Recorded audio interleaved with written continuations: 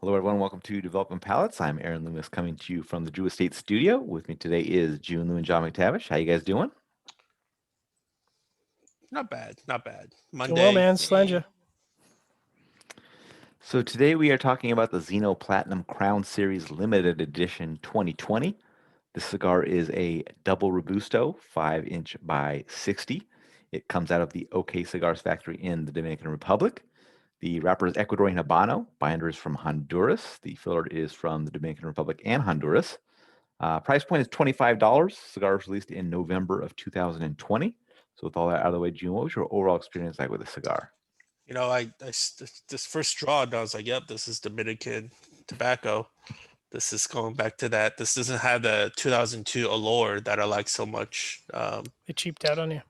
I know, and then they bit me over and charged me $25. So I I thought this was completely average. It had that like burning paper, that stale burning paper note that I really dislike in some of these Dominican tobaccos. I love to smoke some like Puritos, because if I ever find what that particular component leaf is, I will burn the bar down. I would I would burn the fucking bar Ape down. on the fields? Yeah, I would absolutely. I would do it. Even during COVID, I would go there and burn that Fortunate shit sun down. blaring behind you as you walk Absolutely. slow motion. The barn's on fire. And I have to wear a mask because I don't want to fucking smell it, nor do I want to smoke it. There you That's go. right. Anyways, okay. So yeah, there's a lot of this like stale burning paper, stale cedar, nutty like dried nuts. You know, uh, retrohale is probably the best because for whatever reason, when I retrohale a cigar, I don't ever get that like. It's probably the best part of the cigar experience, honestly, because I don't. Oftentimes, I don't get like the bad notes of a cigar that I dislike, such as like the burning paper note. The finish shows some like a little bit of grit, and some mineral cedar, medium body, medium strength. It just did not work for me. This was a very monotone cigar, very average cigar, and quite expensive cigar for the experience. All right, John, what were your thoughts? Well, I think June and I got to the same place. We just took a different route to get there. I don't necessarily, I mean, I'm not one to pull my punches for Dominican cigars. I'm obviously biased a little bit. I actually think it's the Honduran tobacco on this guy that kind Mm. of did it. And weirdly, I actually thought it started out well. It kind of had this hay and mild cocoa combination, a little bit of baking spice and pepper finish. And it kind of, I don't know, it got like some mustiness, and I think that's where like that's the Honduran tobacco influence. And the more it got that mustiness, the less enjoyable it was. And so in the second third, it was just like you said, it was really paint by numbers, and that's not something you want to be saying about a $25 cigar. I was just like, yep, it's a cigar. Like there's just nothing, there's no DNA, there's no fingerprint. It's just kind of cedar and some sourness, and I'm like, mm. And then for me, I actually rated the last third subpar, which again, kind of shocking on a $25 cigar. It was just, it was just discordant. It was disharmonious. The flavors are just all over the place, and then kind of in the bottom half of the last third, I got this really sharp bitterness. And at that point, I was just like, okay, this is not a good experience. Burn was excellent.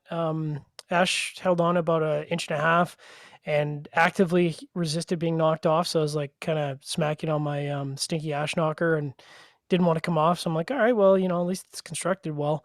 There was some pretty significant resistance to the draw initially, like 3.5, 4 notches. And I was like, ooh, I'm not sure if this is going to burn well. And then this is another one of those cigars where I kind of got about maybe 5 minutes into the first third and it opened right up. So yeah, no explanation for that. Aaron, what was your experience like? Yeah, I thought the cigar was pretty average overall. It kind of just had a basic profile around toasted cedar, mustiness, and dry earth. The dryness was kind of a detractor for me, and I would like to have seen something else in the profile to kind of break that up and give the profile a little bit of pop. But also had some burn issues. I typically have a cigar that will go out on me more often than I would ever have to do a relight. I'm pretty kind of lenient in regards to let a burn go to self correct, but There was 2 times with it just was getting so far off that I just had to touch it up. So a couple touch ups. I did have a relight also, so it was just not the best there in regards to the burn. Draw was perfect, so it wasn't a complete construction meltdown, but for cigar at this price, just not kind of was what I was expecting. With this being an LE price point, I was definitely expecting something that was better than this, and it was just not that great at all. So I couldn't recommend this cigar to somebody, and I don't see myself smoking the cigar again. Just the price point's ridiculous for what the experience was like. So at so least it's not false advertisement, because this is from the factory of OK Cigars. That's true. That's true. All right, so Seth wasn't able to join us with the high score. He gave it a 6.47. Jiunn and John both gave it a 5.45, and I gave it a 5 even. So Jiunn, how'd that 5.45 match up for you? Average taste, very, very expensive average taste. It's not something I would revisit. And really, I mean, when's the last time we had a good Zino? Yeah, I mean, there's a lot of good Zinos out there. They don't do a lot of releases and things like that. So it's just. I know the last time I thought of a Zino, it was like, hey, this is actually not bad. It was this is back in the day when they created those they had certain ones where there were highlighting like certain metropolitan cities.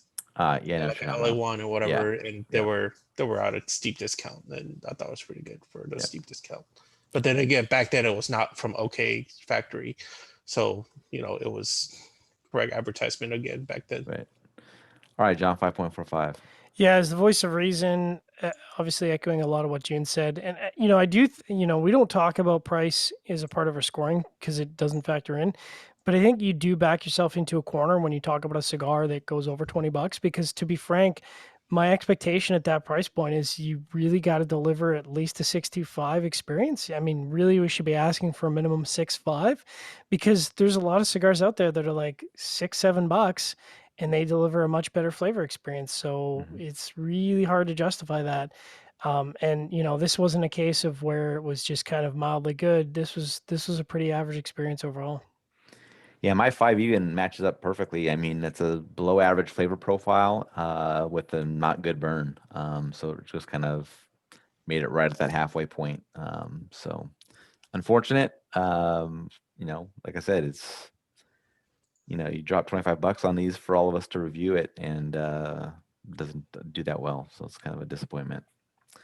Final thoughts from you guys on this cigar?